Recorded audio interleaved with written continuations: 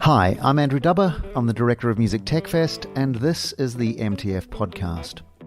We're going to go old school today. Traditional music business, bands and managers, records and sync licensing, live concerts, remember them? And make or break deals with movers and shakers. Sumit Bothra has 2 feet firmly in what you might call the establishment, but he's leaning further forward and seeing more than most in his position.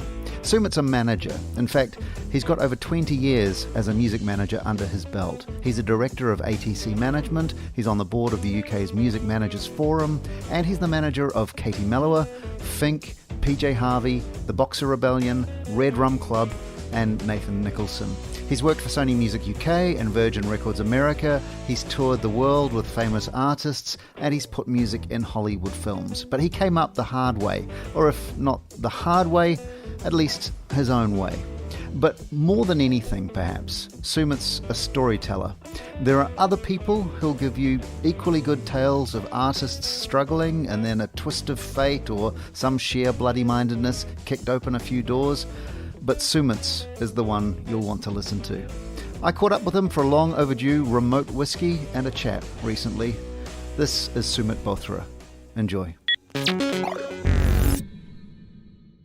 Sumit Bothra, thanks so much for joining us for the MTF podcast today. Absolutely my pleasure, man. Absolutely my pleasure. Should start by saying congratulations. New board member of the Music Managers Forum. That's quite an honor. Oh, it's such an honor. What a great bunch of people doing really essential work. And I'm absolutely thrilled to have been asked, and even more thrilled to have been voted onto the board, actually. So thank you, man. Thanks for saying that. It's a beautiful thing. What actually is it? So it is it is an organization that represents the interests of artist managers in the UK, quite a few hundred, of varying shapes and sizes across a vast variety of genres and a vast variety of experiences, actually.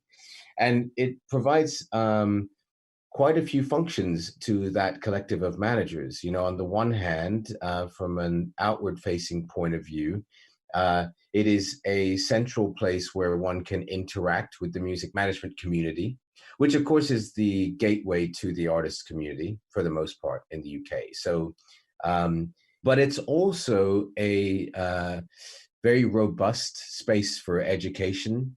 It is a knowledge base.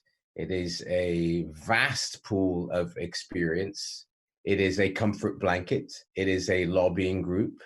Why it's slightly difficult to answer the question is because it is a living, breathing, evolving community of people. You know, you have to remember that artist managers and artists, of course, are constantly moving. It's restless. It's adaptable, you know. It is the music industry equivalent of an amoeba. So, you know, and in that sense, artist managers and the artists that we work with and partner with are unique in our industry because we don't exist in one particular petri dish. Fascinating place to be and almost impossible to explain to most civilians. Well, what's really interesting about it for me is it seems like a really collaborative coming together of people who, in other contexts, might be seen to be in competition with each other. I mean, I don't think there's an equivalent of the Music Managers Forum in the States, for instance. You know what's really interesting? About 10 years ago, when I joined the people that own the company that I work with now as a director, is ATC Management, you know, I was really taken aback. It's the first time I kind of walked into an organization of managers. And I was quite taken aback, like, truth be told, by how little those managers communicated with each other. It just wasn't the done thing at all. You know, there was just enough food to go around. It was extreme. Managers, by their nature, they're competitive human beings. So the idea to share information and knowledge and experience, even amongst your own, was relatively alien. And that's only like a decade ago, you know, let alone share information and resource and contacts, etc., with other managers who are competing for the same little inch of space that you're competing for, man, forget it. Didn't happen because it just wasn't the nature of the beast. And look, that's okay, but I think there came a point where the amount of information becomes so overwhelming that actually to not collaborate and share would be at your detriment. And as survivors, you realize very quickly what is to your detriment and what is not. And so I think it kind of starts to happen in stages. You start communicating with people, firstly, within your own organization.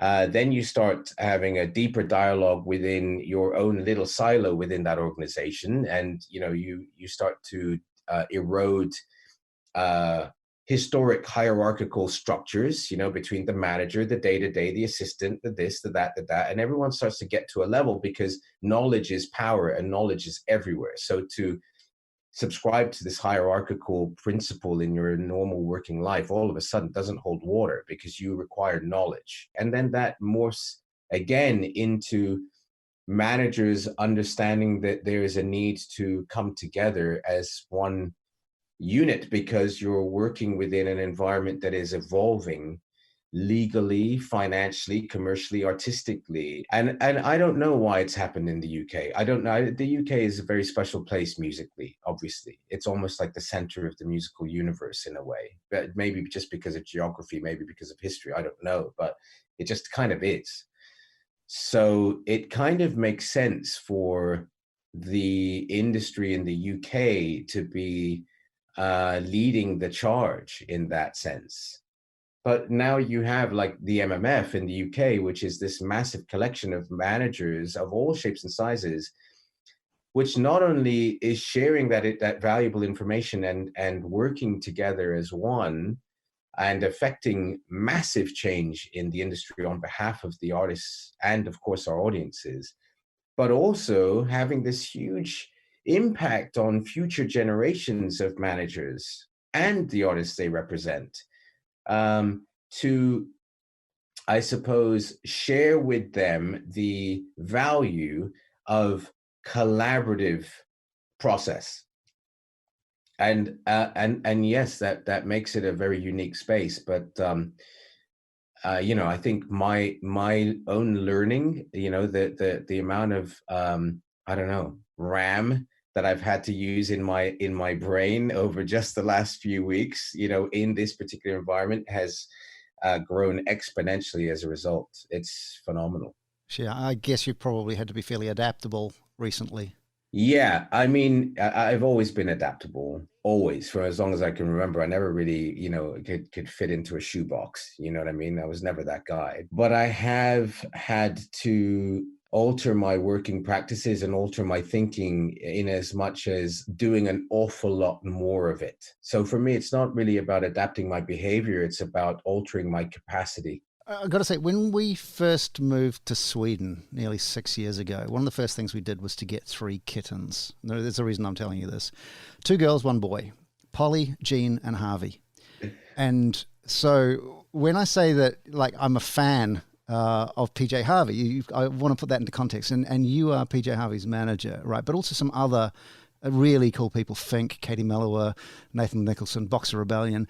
Now, it kind of makes me think, I don't know if I would be a good manager. Do you have to be a fan to be a manager, or does that get in the way of being a manager? That's such a great question.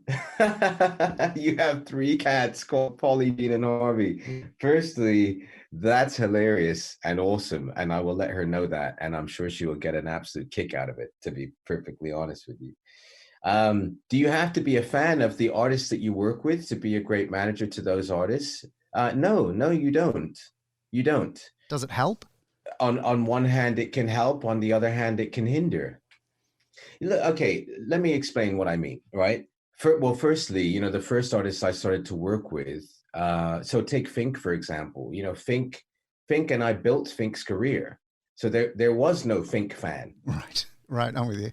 there was no Fink fan. We like learned how to do it together. He learned to sing songs. I learned to put him in a room. He learned to play in front of one or two people. I learned to do this. He learned to do that. I mean, it was so symbiotic that actually it had nothing to do with fandom. He was just my very, very dear friend who I lived with, and we decided to go down this little journey together and see what would happen. Of course, I loved hearing him sing, and I loved seeing him play guitar. But more importantly, I loved watching him overcome his fear and be part of that. And then I loved seeing him revel in what that would bring and feel so proud and privileged to have been a part of that, right? Like you would with a child, right? In a way. And of course, then you become a fan. The word fan is a bit of a weird word. You become an admirer of the talents of that person. And you feel, if you are built like I am, duty bound to enhance and celebrate the talent of that human being. And of course, if your relationship is as close as it is with Finn and I, as it is with everyone I work with, quite honestly, whether it's Polly or Katie or Finn or Nathan, etc., that relationship becomes symbiotic. And so they then start to take just as much pride in your professional development and your talents as you do in theirs. So it's not like you become fans of each other. You just start to admire and respect each other. And not only that, when you then start to feel the impact that your work has on the world that you live in at any level, whether there's 5 people in a room, 10 people in a room, 10,000 people at a festival stage, or 50,000 people, 100,000 people, and on it goes. And then you get into streaming, you're talking about tens of millions of people, right? You kind of realize that, wow, well, together we have this power to be able to impact the world in a way that, of course, you hope makes it better.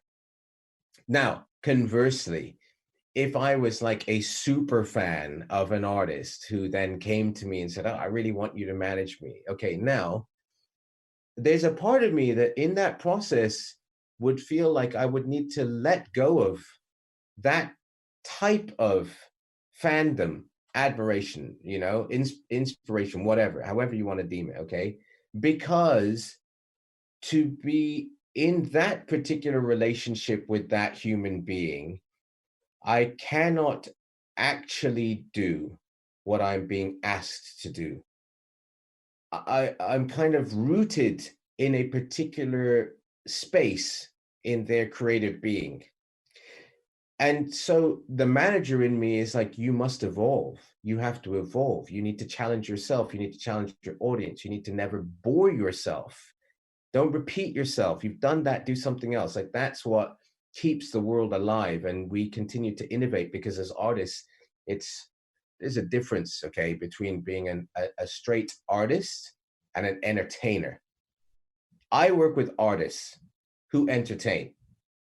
I don't work with just straight up entertainers who don't have a responsibility to innovate as an artist might. If it's not difficult, it's not worth it. So if I were a fan of an artist and I started managing that artist and that artist was like happy for us to be in that place, then quite honestly, I think I would stifle the progress of that artist. Because I would continue to want that artist to return to what I, as a fan, wanted to hear. Yeah, but as a fan, I don't really like what you're doing now. I like what you just did. So give me more of what you just did. And now, am I actually adding value? Well, I'm not so sure. Could they do that without me? Yeah, of course they could. Sure. They have already done it without me. So why the fuck am I here? So, I mean, to ask the stupid question, what does a manager actually do? You know what? If you wanted a qualified answer to that question and a considered answer to that question, I would suggest you do a part 2 of this podcast and you interview the artists that I manage and ask them. I would be very happy to do that. You ask them. What does Sumit actually do? It's like asking a kid, like, hey, what does a parent do? They just complicate and ruin my life. That's what a parent does. All right. But I love them. So is there, I mean, the way you did it, starting with somebody who was at point zero and going on that whole journey with them, is that a recommended way to go about becoming a manager, or did you do it the hard way? There's no easy or hard. It's like, is there an easy or hard way of living life? There's just life. Right. Sometimes it's easy, sometimes it's hard. For me, I didn't set out to be a manager. I didn't even set out to work in the record business, man. I studied, I went to the University of Pennsylvania. I did a dual degree program. I was a very bright kid. And when I was a kid, I wanted to be a robotics engineer. I wanted to go to MIT or Carnegie Mellon and study and build robots. And so in my teens, I would break things to understand how shit worked. Like that's what I loved. That and writing and use of words. I always loved those things. So, and both my parents are doctors, which I knew I didn't want to become a doctor because all they did was study all the time. And I was like, dude, that sucks, And almost no robots at all. And almost no robots. They were very analog. My parents, my mom, consultant psychiatrist, my dad, neurosurgeon, like they are old school practitioners of the trade, So anyway, that definitely wasn't for me. Not that it was out of bounds for me intellectually, just, spiritually wasn't for me. So I ended up going to the University of Pennsylvania. I got into the Wharton Business School. I studied finance and strategic management, entrepreneurial management. I also did another degree on the side at the School of Engineering, which was in strategic engineering and systems engineering, and logic and math.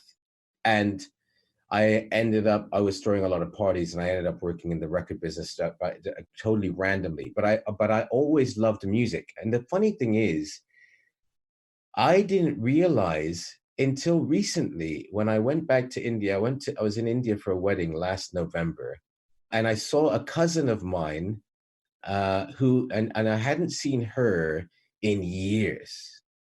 Like, I think the last time I saw her, she was like 6 years old, like a little kid, 6, 7, 8, whatever.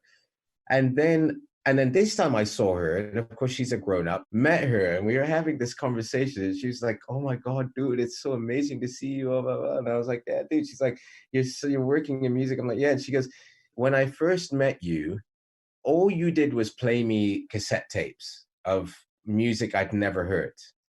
And I'm like, "Really?" "Yeah. You played me Tracy Chapman. You played me," like, dude, the cast of characters was hilarious because I don't remember this stuff at all. She's like, I was like, "Who did I play?" She's like, "You played me Tracy Chapman, Richard Marx, Def Leppard, Ozzy Osbourne, Boys to Men," like this random like mix of people, right? Wow. And I'm like, "No way." She goes, "Yeah, you were just music, music, music, music, music." So I suppose at some level it was always in me. And then when I started working in the record business and then I started managing, I guess I kind of fell into it. And the thing in management, as with a lot of careers in entertainment, no one tells you, okay, management may be separate to like working in the record business where you have titles, right? So you started in the mailroom, you become an A&R scout, or you become a publicist, then you're a guy in promotions, then you're director of promotions, then you're head of the label. Like, you have titles that tell you that you are qualified to do that job. Mm-hmm. Nothing else. You don't get a fucking degree in being the MD of Sony Music. You just get told, you're not the MD. And you're like, okay, that's my degree. That's my title. In management, there's no such thing, right? So you get to this point, and I remember very specifically when it happened to me, where at some point in your little evolution trying to figure this out, where you're just kind of hustling and you're just enjoying what you're doing and you're able to make enough money to keep the lights on, and you can see that you're impacting the world around you in some weird way, at some point you realize that you are a bona fide professional. And at that point, to go back to your question, did you have the easy way or the hard way? The point that you realize you are a bona fide professional manager, it becomes absolutely irrelevant how you got there. All that matters is that you got there. And then you meet other bona fide managers, because now you're like a bona fide manager, like, oh yeah, I'm a bona fide manager. I got a little roster, I got this, I got that. I'm meeting other managers. And particularly when you meet like real managers, like real, like serious cats who've like, they realize who they look after, and like, oh my God, these guys are the cats. Then honestly, it doesn't matter. You're just like blessed. You're just blessed to be called a manager, a like legit artist manager. And that's just what you do. And you just happen to be really good at it. And you just hope that you continue to be really good at it, man. I guess part of that would be who trusts you to be their manager. Must play a big role in that. Yeah, of course. Dude, look, trust in this game, trust and honor, actually, Hmm. and dependability are so crucial. Like, you can be a manager who might not be the most entrepreneurial spark in the box, but you're dependable, get a job done, your spreadsheets are correct, shit checks out. You know what I mean? You work above board, your deals are good, solid, your team player, your bread and butter kind of reliable cat. You can be just as brilliant a manager being that guy as you can be being that trailblazing, crazy, off the wall, entrepreneurial. I don't know how Microsoft Excel works, but I'm making it rain. That kind of cat. Sure. And both can coexist in exactly the same space, and both will respect the endeavor of each other. And it's utterly unique. And in the world of music management, artist management, honestly, man, it's nothing like when someone says to me, "Oh, like, what do you do? Is it like a film agent, or like a theater agent, or like a casting director, or like a literary agent?" And not at all. They have a agent-client relationship, and that's just the nature of the beast. And one does a job for the other. But as an artist manager, I have not once seen that rule apply in my field of work, because you are so symbiotically connected to the person that you work with and alongside, that you tend to know more about their lives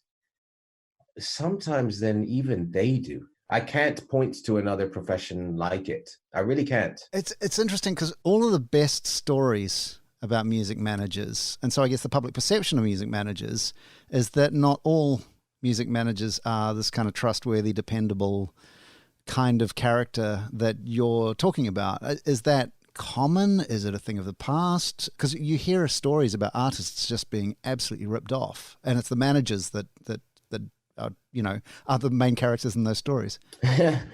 Look, sensationalism, it's everywhere, every nook and cranny of everything. So I could say to you, all right, and I have this argument with other people who think that all artists are drug addicts and alcoholics. And that's why if you say that you work in music and you try and take an insurance policy out, you know what? You're going to get charged 4 times more than everyone else. And they're not? In my experience, in fact, every artist I work with is teetotal, to be honest, almost completely teetotal, right? Bar one, who I occasionally have a beer with. Mm-hmm. Absolutely not a drug addict, and extremely serious and professional about their work. Sure. Record labels, they rip off their artists. They're the devil. Universal, Warner, Sony, the major labels. Oh, well, that's all we hear about is how much they've like just ripped off all of their artists forever. Not true, man. Not true. Yeah, okay. There've been some pretty poor deals that have happened in the past. That shit needs to be fixed, 100%. But the stories that rise to the top are the ones that are sensational, the ones that are fantastical, the ones that are like, oh my God, did you hear this? Did you hear that? And I guess you doing your job well is not something that somebody would make a movie about. Whereas somebody doing their job particularly, badly and ripping off artists, there's a plot there. Well, if they're maybe successful. I learned one of the things I was told very early on by one of my clients, actually, was Look, man, management, you know what? It's a thankless task. Let me, Fink, he's going to hate me for saying this, but I'm going to say it anyway. He's my best mate, okay? One of my best mates. He's my best mate. He was my roommate when I moved to London. We roomed together, didn't really know each other. I was a totally alien kind of guy to him. Just come out of the University of America. He's like born and bred in Cornwall, you know, grew up in Bristol, super cool guy, DJ on Ninja Tune, blah, blah, blah, blah, blah. And I'd like popped out of a fraternity in Philadelphia and very smart guy and bounced into England. And all of a sudden I'm living with this guy, okay, who I still manage to this day, 15 plus 20, almost 20 years later. Right. Yeah. And we became friends and we're very, very different types of human being. I must have literally been an alien to him. We put out a record, we signed to Ninja, and we get to this one record and he writes a song and he delivers a song in this big collection of songs that he's like, okay, these are the songs for the album. And hey, have a listen to them before we send them to the label, etc., before we master everything. And we listen to everything. And I call him up and he's like, okay, so what's going on the album? That was the conversation. So he rolls through his list of tracks and he's missing this one song, which I thought was the song on the record. It's this track called Looking Too Closely. And I'm like, all right. He's like, give me your list. And I'm like, okay, here's my list. So I'm not too dissimilar to yours, but I've also added Looking Too Closely and I've taken off this other track from your list. But that song has to be on this record. Nah. No way, man. I'm like, what do you mean, no way? It's fucking fantastic. What are you talking about? No. It's not going on the record, man. It's too commercial. It's too this, it's too that. Not happy with it, blah, blah, blah, blah. Dude, this became the biggest argument I had ever had with one of my closest friends, a brother to me, right? And we fought like cats and dogs. And he got really upset with me, really upset. And I got to the point where I'm like, we have worked so hard to get here, you and I.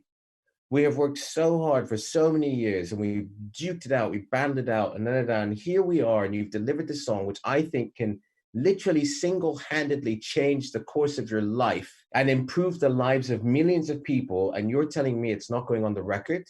Actually, dude, you know what? Fuck you. I feel so strongly about it that if you don't put it on the record, I quit. I will still love you, but honestly, I'm out. Because this is bullshit. And it was massive fight. I was in the office at the time, I was at ATC. Everyone around me was looking at me. I'm not the kind of guy to scream down a phone, but I'm screaming at the phone. I was so angry. I was so upset. He eventually got to, he's on anyway, he's on a record called Hard Believer. And he's like, got to a point where he's just like, dude, you know what, man, fine. Fuck you, fine. Put on the record. It's not my first single. I don't care if it's not your first single. It'll be your second single, whatever, but it's going on the fucking record. Anyway, I got my way. And I really had to impress upon him that this wasn't just his career. This was our career. We had built this house together, man. It's like it's the weirdest relationship. It's more than being married. And he agreed, okay, we'll put it on. Dude, we put that record on his album. To this day, it's the biggest track in his entire canon of works, which is full of beautiful songs, amazing songs, world-changing songs. But this one song cut through and changed everything. Changed his career, elevated every tour we did, every show we did. His fan base went from X tens of thousands to X hundreds of thousands to X millions of people. One track, which, yes, he wrote. Yes, he and his boys recorded. And yes, he was going to fucking kill.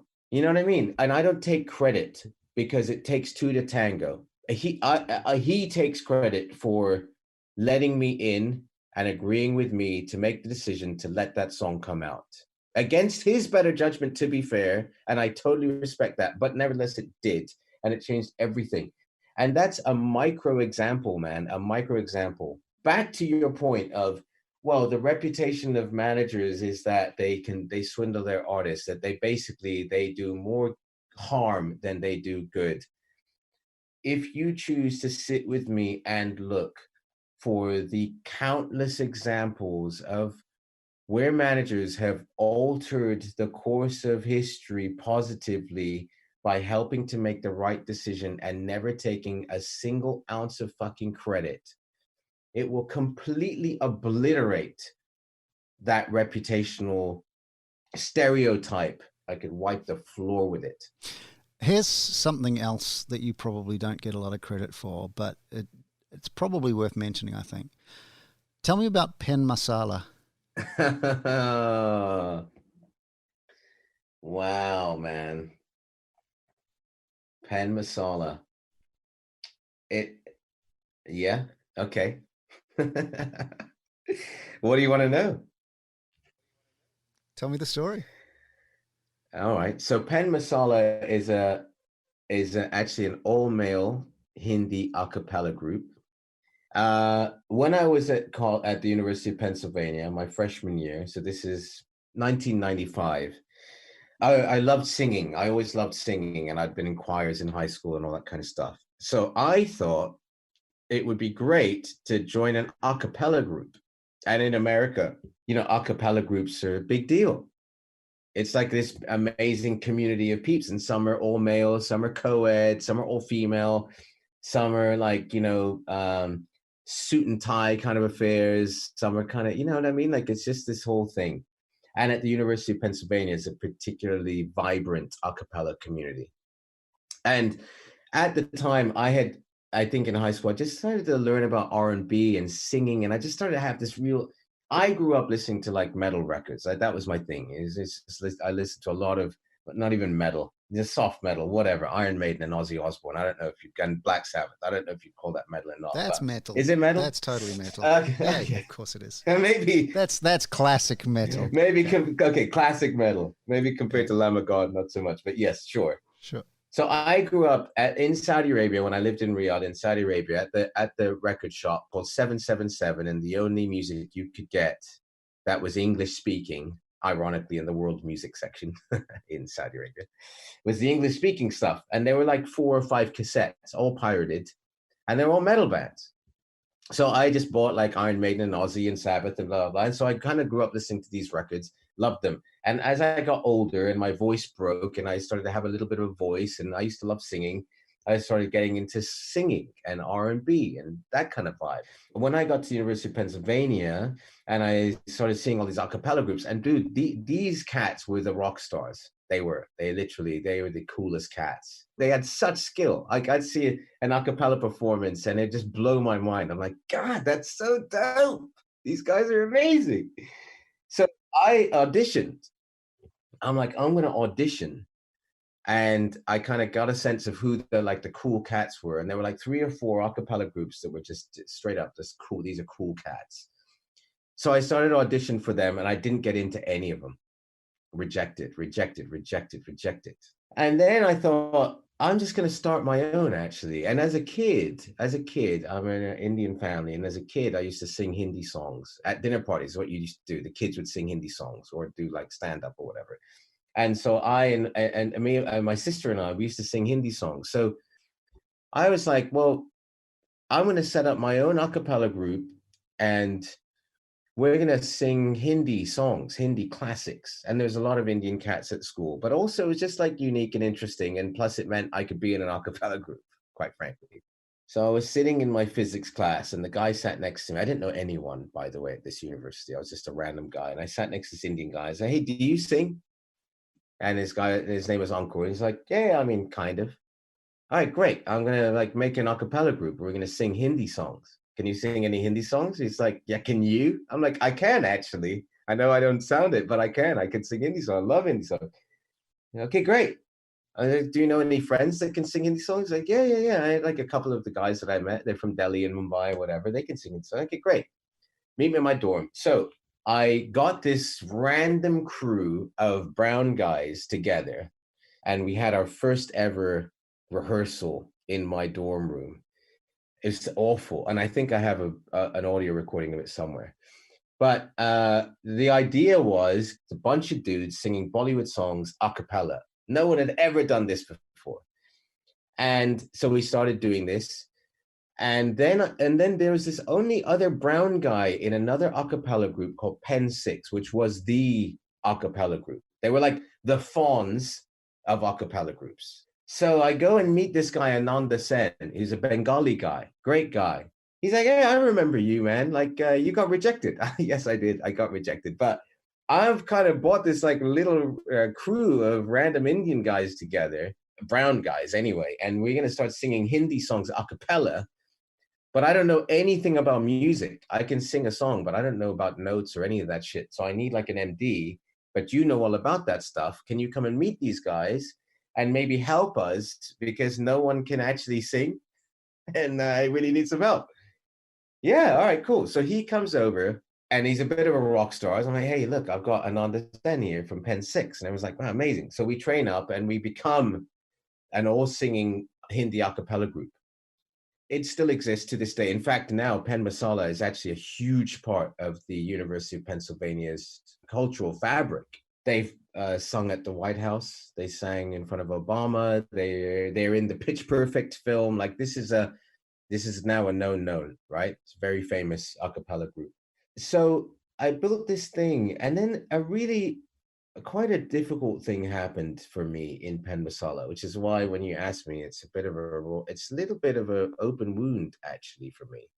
And actually it has also informed a lot of my life, because what ended up happening a little bit into the process, one of the guys in the a cappella group's like, there's a guy I know and he wants to join Pen Masala. So can we bring him into Pen Masala? Like, I don't know, I guess. Like we didn't have any major rules. So this guy comes over and he starts singing. He's okay. He's not really a singer, but he's kind of okay. He can be in. And then he says, I've spoken to my friend who lives in my dorm, who works for the university newspaper, the Daily Pennsylvanian. She's a writer. And I've spoken to her about doing an article on Pen Masala to put us in the university newspaper. And now we're all like, dude, that's fucking amazing. Because we're now going to exist, right? We're like literally going to be in the paper. This is like big shit. This is pre-internet. So that's like the newspaper is everything. He says, yeah. So anyway, I've had a conversation with her and it's like, it's on. So next Monday, Tuesday, keep your eyes peeled. But we're going to fucking exist, baby. I'm like, man, that's so amazing. The newspaper comes out and I get the newspaper. And I'm so proud, right, at this point. I'm really proud because I brought these random crew together of cats. And I opened the paper and it's front page, because it's the birth of a new a cappella group at the University of Pennsylvania. Dude, this is a big deal. This doesn't happen. No one makes a new a cappella group. And it basically says something along the lines of University of Pennsylvania freshman founds and creates brand new all male Hindi a cappella group with other founding members, Sumit Bothra, this person, that person, da, da, da, da. And I'm like, dude, what? Are you kidding me? So I was, you know what, man? I was actually really upset because I put so much spirit and energy into birthing this thing out of nothing, literally talking to people in my class and bringing the ingredients together, birth this brand new thing. And actually it was stolen from me in that very moment. It was stolen from me. About a year later, so by this point, we're now doing like big Indian Mela shows. We're doing this. We're like going to New Jersey. We're playing at other people's colleges. Like we're now a known, okay, a year later. And we became really good, really interesting. And I was basically, you know, the beatboxer and one of the soloists and blah, blah, blah. And it was actually an amazing, beautiful thing to create something out of thin air like that. And about a year in or so, I tried to get everyone together to rehearse for a show. It was like a really big opportunity. And by this point, I'm like managing Pen Masala, right? It was a support slot for Apache Indian. Wow. Who was doing a show in Philadelphia. Amazing. Which at the time was like, oh my God, Apache Indian's coming to Philadelphia. And the promoter of this club called us and said, we've got Apache India coming from England. This is a really big deal, and we need to support. And you guys are dope, and you're going to support Apache India. I'm like, amazing. Like, I mean, okay, super wacky, but great, dude. Why not? So I'm like, guys, send this note out to everyone. Like, we got to get together. We got to rehearse. We got to bring together. And no one gave a shit. No one shows up for the rehearsal. Like, no one gives a shit. Like, yeah, whatever. We'll be fine. So I'm like, you know what? I quit. This apathy, this lack of professionalism, this is total bullshit. And it's been stolen from me anyway. Like, whatever, man. I'm out. Now, I'm very proud of it, obviously. I am very proud of it. I know in my heart of hearts, I know, and all the people that were with me at the beginning know that, we created it. We created it together, but okay, it was my brainchild. I think on the Pen Masala's Wikipedia, bizarrely, I think I joined in Wikipedia. I think I joined 4 years after, which is really hilarious.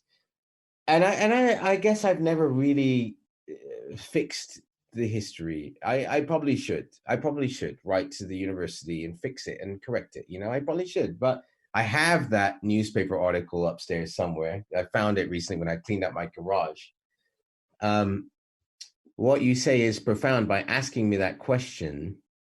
I'm very proud of it, but it has definitely instilled something in me that I have taken with me throughout my professional career, which I not only apply to myself, but I apply to every single human being that enters my professional ecosystem, which is credit where credit's due.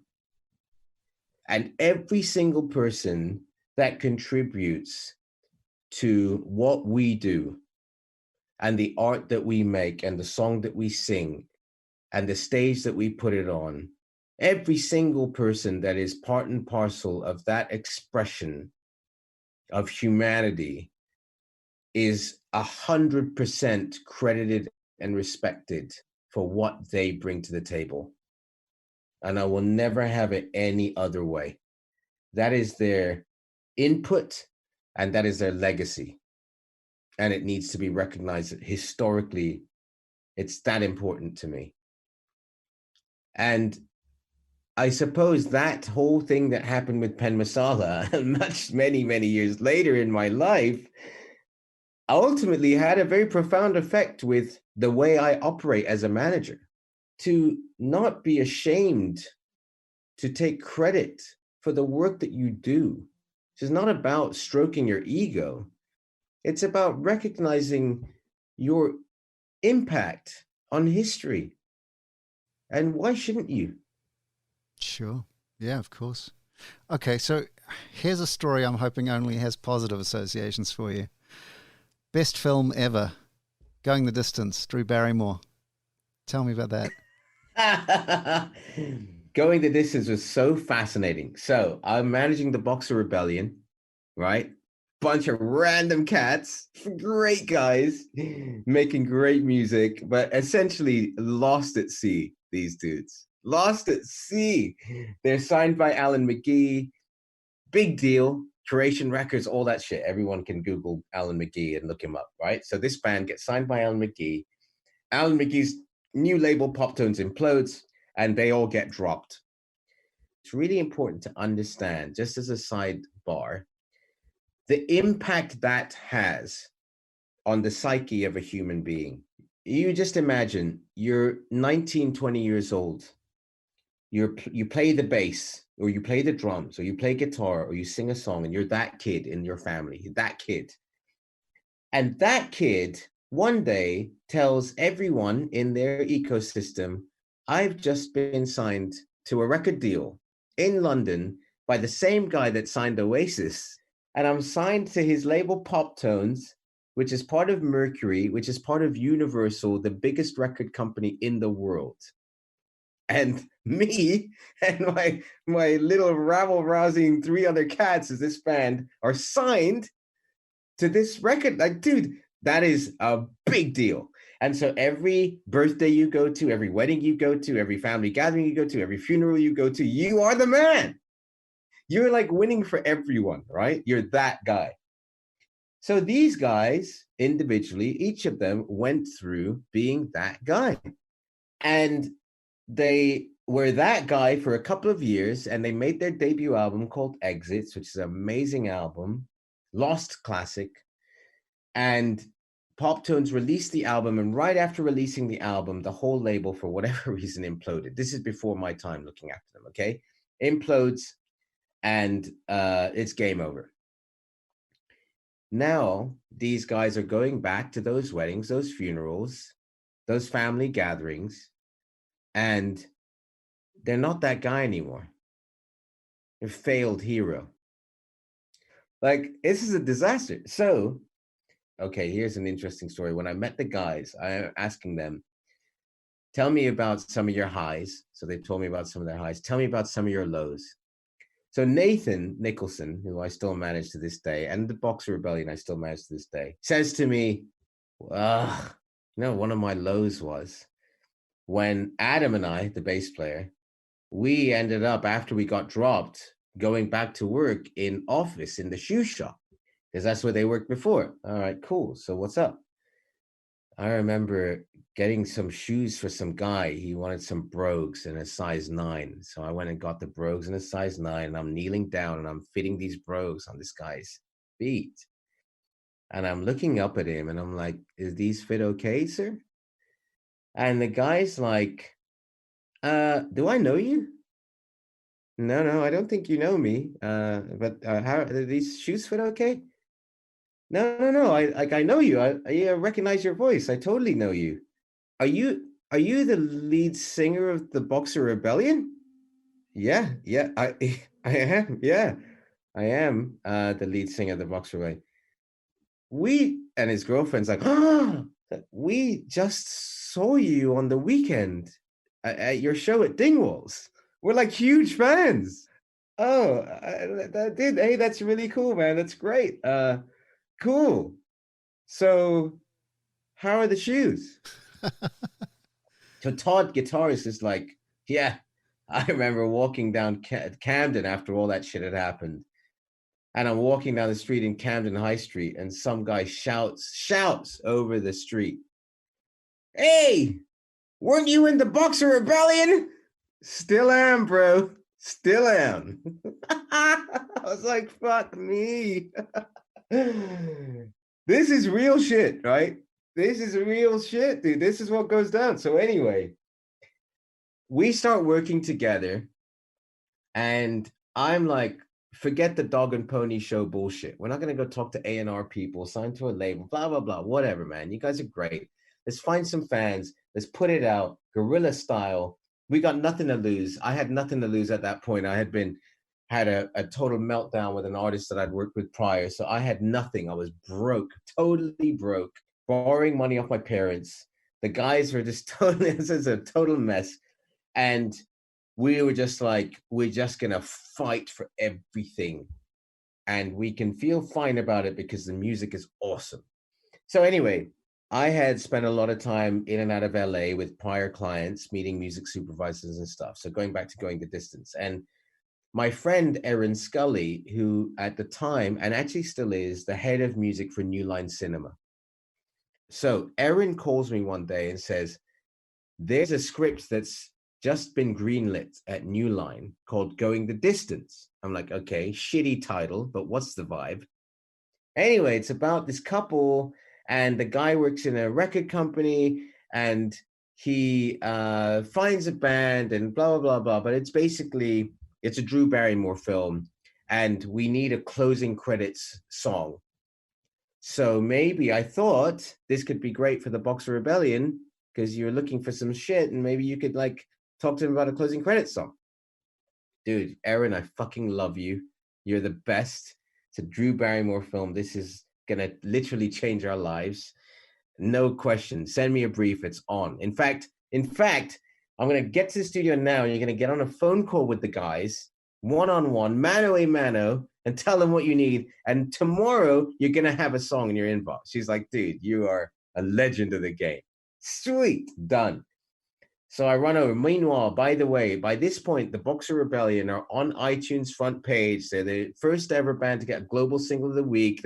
They are a known, but they're still totally broke. Anyway, so I run it over to the rehearsal team. Guys. My friend Erin, she's got this movie. She's amazing. It's Drew Barrymore. They need an end credit song. I got to get you on the phone with her. She's going to tell you what she needs. We got to turn it around. It's going to be dope, blah, blah, blah. So they have a chat with Erin. She's like, it's so good to meet you. Here's the brief. Here's what we need. It's kind of we're closing the circle romantically, but we're not closing the circle romantically. It's like we're all in love, but we're not in love. It's like basically a big fat romantical gray area. So can you deliver a song that feels like that? They're like, yeah, great. So they do. So they deliver 2 songs and they're both awesome. And Erin calls me 2 days later and says, dude, I've sent this to the director and the music team and the screenwriter, blah, blah, and they're kind of liking the vibe. And I'm like, hey, Erin, dude, can you send me the script? Because I realize at this point, I've been so caught up in this whole rigmarole, I have no idea whether this film sucks or not. Yeah. So now that I know we could potentially get the song, I'm like, oh, hold on a minute. If the film sucks, I might not actually want to give you the song, right? So send me the script. Of course. That night I get the script and I read the script and I'm like, oh, wow, this is interesting. It's like this guy, Justin Long, plays the guy in the end, and he works at this record company, and he's totally debased by the culture of this label because he really champions this band that no one's ever heard of and no one gives a shit. And he falls in love with this woman, Drew Barrymore, over the sounds of this band that no one hears and blah, blah, blah, blah, blah, right? Mm-hmm. So I'm like, well, Erin, I have an idea. Rather than this band be this faceless band where he just like opens a drawer and there's some CD and no one knows what the fucking band are, why don't we make the Boxer Rebellion be the band? And then it's like art imitating life. Because this is exactly what's happening right now in their lives. They're total outcasts. We're not signing to anyone, but yet people who love music are enamored by these guys. And this is it's a beautiful thing. So when he opens that drawer and you see the CD, rather than it be just some CDR with no name on it, why don't we make it the Boxer Rebellion's Union album, which we have independently released? He's like, dude, that's a really interesting idea. I'm like, yeah, because look, then your whole film is super current. Like you're now cool as shit, right? Like you're so on top of your game. You don't even know how on top of your game you are. But if you open that drawer and it's not just some CDR with like a Sharpie scribbled on it, but it's the Boxer Rebellion's Union album, dude, honestly, you are cooler than cool. So she's like, man, I'm going to take this to the team. She calls me a few days later and says, Sumit, can you get on a call with me and the legal team at New Line and the script writers? Because they've listened to the Boxers, and Justin Long, who's playing our lead, turns out he's a fan of the band because he discovered them on iTunes. So he's freaking out about this idea. This is amazing. Dude, of course. Get me on a conference call. Let's do this. This is around about the time where I became a bona fide manager, by the way. So I'm like, absolutely. Let me schedule it with my assistant. So anyway, I get on this call and there's a whole bunch of people on this call. Hey, Sumit, it's really good to meet you. Yeah, we've been listening to the Boxer Rebellion and the Union album. It's a great record. But you know, like, how do we make this work? And I'm like, look, I have a really clear idea. Basically, your faceless band, we're gonna personalize, we're gonna humanize that band, and we're gonna make them the Boxer Rebellion. So not only are you gonna have the CD in the drawer, we're gonna go to a show, we're gonna have them perform. I'll make them available. They're very busy guys, but don't worry, I'll talk to them. We'll make it work. I need visas. We're gonna get them on a plane. We're gonna get them over. We're gonna shoot the thing, and the Boxer Rebellion are gonna be in your movie, and I will make that happen for you. And they're like, holy shit. The next best thing would be Radiohead. It's that big a deal. Get me on a separate call with the script writers and let's find a way to quickly write this band into the script of your movie. Okay, no problem. Done.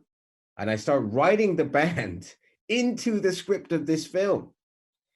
So now when it's like Faceless Band, it's all replaced by the Boxer Rebellion. So not only do they go to a Boxer Rebellion gig, they talk about the Boxer Rebellion, they buy the album at the merch store in the gig of the Boxer Rebellion. He looks at the website of the Boxer Rebellion. When he's trying to get back with Drew Barrymore, once they've split up, he sends her tickets to a show of the Boxer Rebellion because that's their special band. Uh-huh. And then the Boxer Rebellion do the closing show, which is where they re-meet at the end of the film, without giving spoilers away. And then we close the film with the closing credits song called If You Run. Right. That's a hell of a sync. Dude, it was remarkable. Wow. And everything falls into place, and the band get written into and perform in the film Going the Distance, starring Justin Long, Charlie Day, Jason Sudeikis, Drew Barrymore, and Christina Applegate. Wow. Okay. That's a story. Unfortunately, they changed the ending and made it super shitty, so the film totally flopped. Oh, no. There had to be one dark cloud in there, didn't there? But it was absolutely remarkable. Remarkable. Wow. Dude, you know what? After a point like that, it kind of doesn't matter what happens next because you've had such a fantastical, amazing experience that money just absolutely couldn't buy. And you can dine off of that story for the rest of time. And you know what? That's totally fine for life. Sure. All right. One more film, A Dog Called Money. Seamus Murphy's film. Well, Seamus is he's an amazing guy. Amazing guy. And I wish I knew him better actually than I do. But I know him obviously through Polly, through PJ Harvey.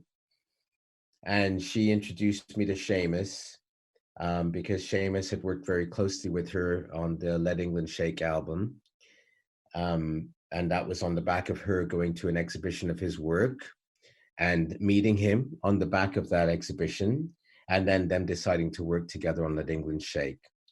And Seamus directed all of the music videos for that album. And subsequently, Seamus and Polly worked very closely together on the creation of the Hope 6 Demolition Project album, which was born out of, obviously, all of Polly's brilliance and journeys that she had taken with Seamus to Afghanistan, Kosovo, and Washington, D.C.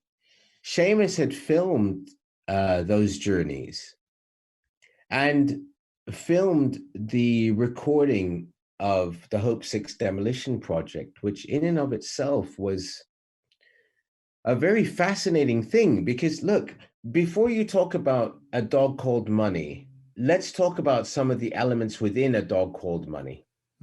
And one element in particular, which is the recording sessions that are filmed in that movie at Somerset House. We decided to treat the creation of this album like an art exhibition. And people buy tickets to this exhibition as though they were going to the Tate or the Hayward or anywhere else. And you buy a ticket to the exhibition and you go in and you experience art.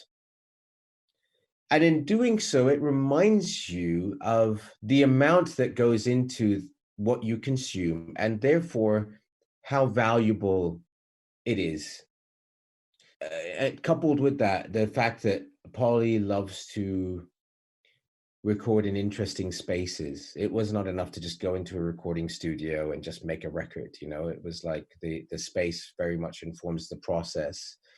So we started to explore this idea, which ultimately led to us creating and in particular spearheaded by Flood, to build a recording studio in this wing at Somerset House, one-way glass with monitors on the outside, where if you're inside, you can't see what's happening outside, and people could buy a ticket and come and experience 45 minutes of viewing the creation of the album and leave. And we did 4 sessions a day, just like an art exhibition. It was an art exhibition. It was a living, breathing art exhibition. That was an experience that Seamus Murphy captured alongside all of the other wonderful things that he captured, which ultimately became A Dog Called Money, the film. I really take my hat off to Seamus, because his challenge, of course, was to create a movie essentially without a prescribed narrative. It wasn't a prescribed journey. So Seamus's challenge, of course, was to take all of that information, and I don't know how he did it. And he created A Dog Called Money, which is such an amazing, interesting experience to watch, because it's not a film about PJ Harvey. It's not a film about the making of an album. It's almost like, for me, it's like a film within a film, because it's also about so much that's happening in our geopolitical landscape. And it tackles the history and the present and the future around this central artistic expression. And I become almost like you're transported into spaces that you would never go to otherwise. Like his depictions of Kosovo's capturing of Afghanistan are not what you think you're going to see when you think about these places. They are completely humanized in a way that traditional media does not do. Seamus's gift is his ability to be able to do that and to take you there with him. And you kind of don't need to really question anything over and above that. You know, this is not supposed to be like an intellectual exercise. It's just breathe in and breathe out, and breathe in and breathe out. I think that's just an amazing thing. It's an amazing thing. There really seems like there's a thread here. Contribution, creativity, and opportunity, and particularly the meaning that you kind of derive from the intersection of those things, and especially when it comes to connecting people together, is kind of what makes what you do what you do. And it brings me back to what you were saying really early on about your sort of, you originally wanted to do robots. You wanted to do engineering, and you might get your chance because it looks like AI is going to have an impact in this. Is that going to change this idea of contribution, creativity, opportunity, you know, human connection? You know, is this becoming a data industry? Man, your questions, dude. Your questions. So AI is a really interesting thing. But okay, let's just simplify this. Let's just say a robot is able to create music. Not only is it able to create music, it's able to create perfect music based on learning. So this robot can absorb billions of bytes of information and billions, if there even are billions, of compositions, and millions of nodes of your personal interest points, your taste, right? And the robot says to you, hey man, you know what? You're feeling a little bit like this. And I'm going to play you something to complement how you're feeling, or to alleviate how you're feeling, or to compound how you're feeling. You don't have to tell me which one of those options you want, because I already know which one you want based on your physiology, based on your measurements, based on your body temperature, based on your expressions, based on your perspiration, etc.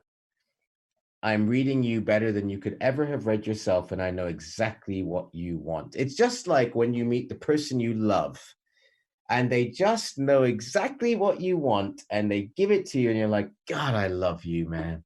It's the same shit, right? And we know that that happens because it happens. Of course, it happens to all of us. It happens to all of us all the time. But you don't necessarily expect a non-living, biologically living entity to do that for you or to you yet. But we will. We will experience it and we will become used to it and we will demand it. And actually, we will demand it to such a degree that if you don't perfect it, you will be out and someone else will be in. So now this robot is making music for you. And it's perfect every time, every time. When that robot isn't doing what Alexa is currently doing, which is drawing upon a pre-existing library of copyrights and art created by human hand, but that robot instead is creating, based on that knowledge pool, its own perfect antidote to your poison. The question then arises, who owns the antidote? And is it even replicable? Because it might not be. We have to assume that it might not be at all replicable because there's so many ones and zeros at play here that it's just not going to be repeated because it's that perfect for you. Like literally your fingerprint. All right? So does the person that invented the computer own it? Does the computer itself own it? Does the person that informed the computer own it? Where does ownership lie? And while our economy, our creative economy, is built around value that is based around ownership of copyright, this becomes a massive conundrum because it usurps the entire creative economy. So what do?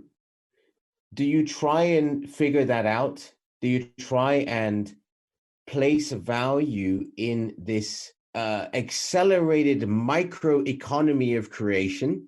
Or do you choose to place value in something or somewhere else? And for me, I would place value in somewhere else. I wouldn't place value on the creation at this point because the creation is rapid, spontaneous, almost disposable.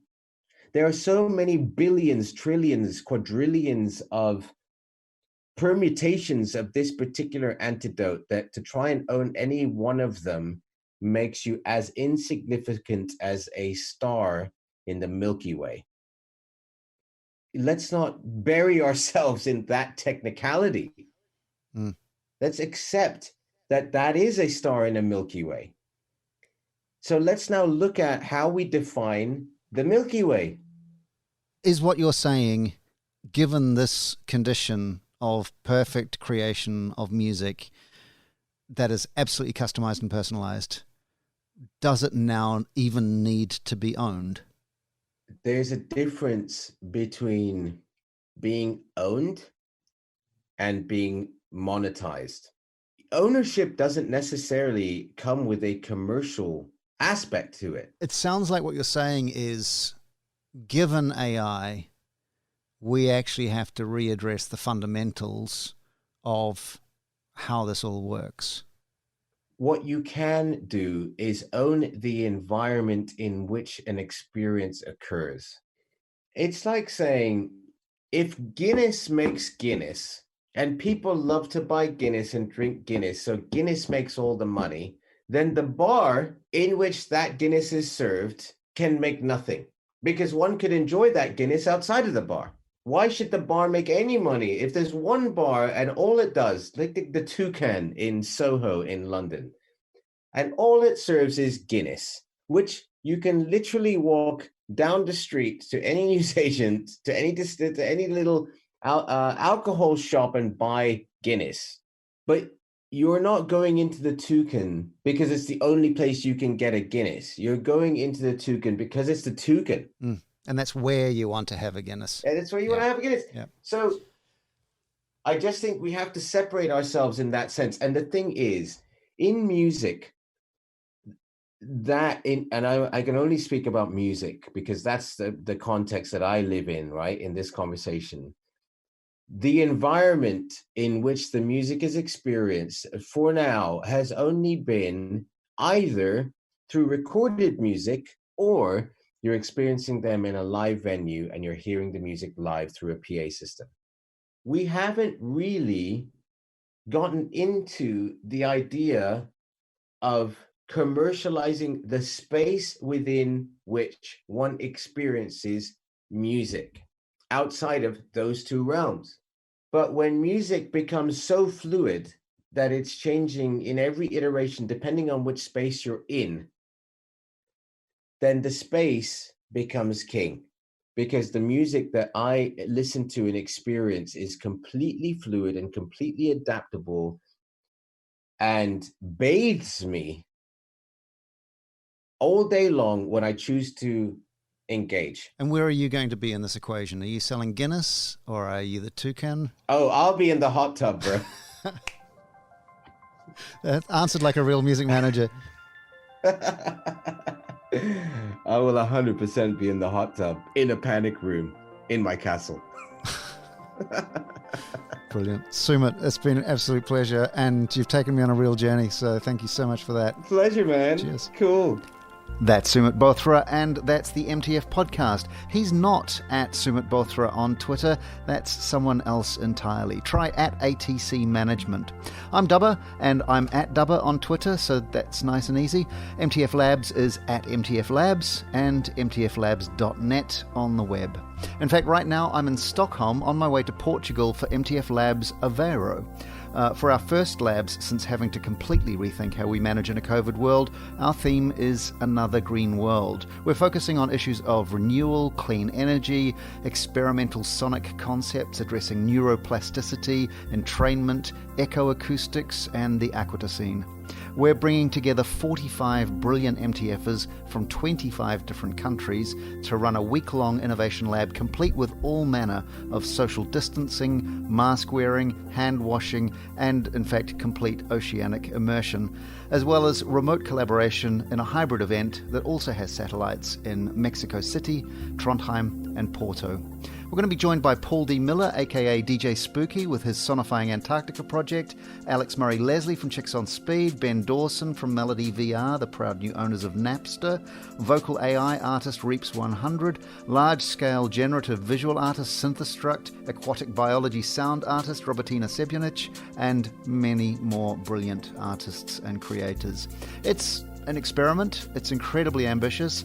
And we're going to be connecting the dots live from Monday, 12th of October. It's not public, but we're going to send out a password link to members of the community. So if you're interested and you want to experience this event, or even maybe take part in future MTF Labs events like this, go to mtflabs.net/register to register. In the meantime, stay safe, wear a mask, and listen to some great records. Talk soon. Cheers. All right, edit this thing and make it sound good.